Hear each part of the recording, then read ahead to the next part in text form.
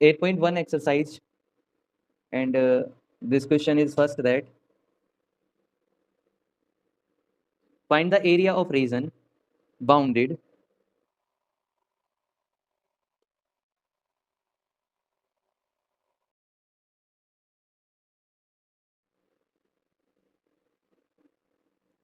x square upon 16 plus y square upon 9 is equals to 1.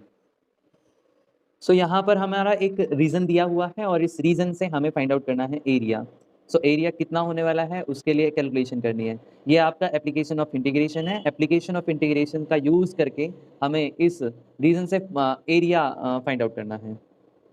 सो सबसे पहले आपका अगर हम बात करें इलिप्टिकल जो शेप होती है, इलिप्टिकल शेप की जो हमारी बाउंड्री होती है उसका जो फॉर्मूला होता है वो फॉर्मूला क्या होता है? वो होता है X square upon A square plus Y square upon B square is equals to 1. So अगर कंपैरिजन किया जाए so a is equals to the 4 and b is equals to the 3. when we make the diagram it will be look like this. सो यहाँ पर हम graduation को रख लेते हैं. ग्रेजुएशन कितने कितने ग्रेजुएशन होने वाले हैं. सो ग्रेजुएशन के लिए वैल्यूज देख लीजिएगा. ये तो हमारा ओरिजिन रहने वाला है. ये वाला पॉइंट तो आपका ओरिजिन है. सो यहाँ पर हमने फर्स्ट वैल्यू एंड 3 4 5. सो ये आपका वाई एक्सिस हो जाएगा एंड ये वाला आपका एक्स एक्सिस हो जाएगा.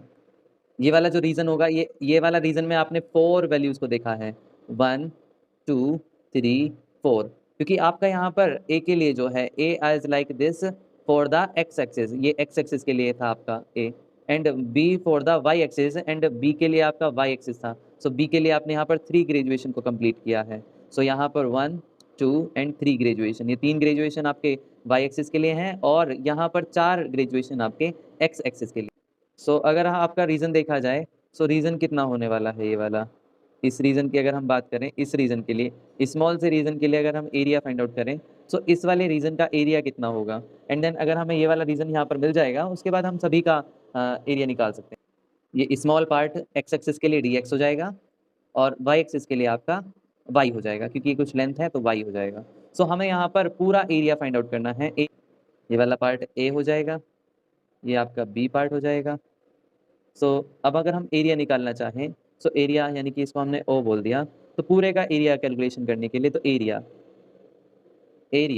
Is equals to integration of Y D X. Y D X की में वैल्यूज जो है आपकी वो कितने से कितने तक के लिए हैं?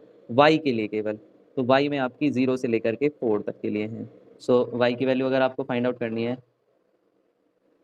1 माइनस एक्स स्क्वायर अपॉन 16 और ये इक्वल में होगा आपका Y square upon 9.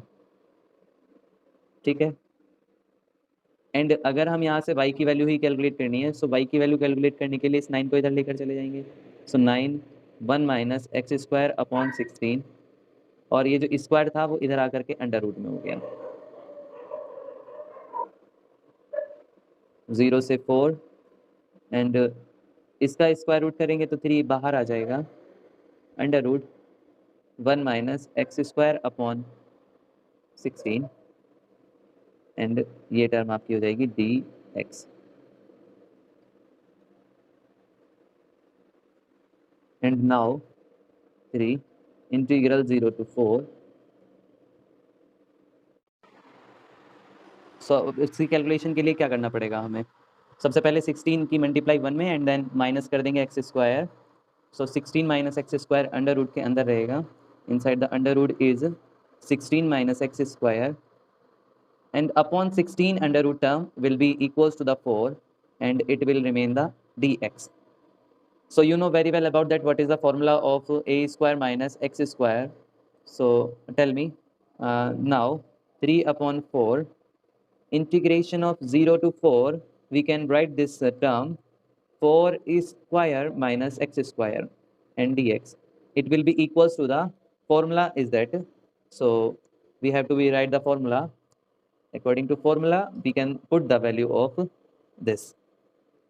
So now formula will be equals to the 3/4 x by 2 under root 16 minus x square plus a square is 16 upon 2 sine inverse x upon a. X is the value x upon a is the 4. And when putting the limit, then it will be from this side to this side will be subtracted. So there is a 0 and 4. So do you know when the putting of the limits, what I have to be do? On the place of x is the upper limit when we put it, and then the lower limit is 0, then it will be subtracted from upper limit to lower limit. Then it will be equals to the 3/4, and on the place of x, it will be equals to the 4/2 under root 16 minus x square. On the place of x will be equals to the 4 square plus 16/2 sine inverse x 4/4 and minus on the place of the x will be subtracted from lower limit of upper limit. So 0/2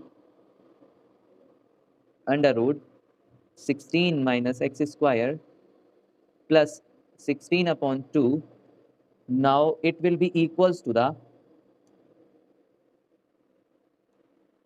sine inverse 0/4, and it will be hold in the middle bracket. Now the solution of these equations will be equals to the, and now the on the outside of the bracket is the value 3/4.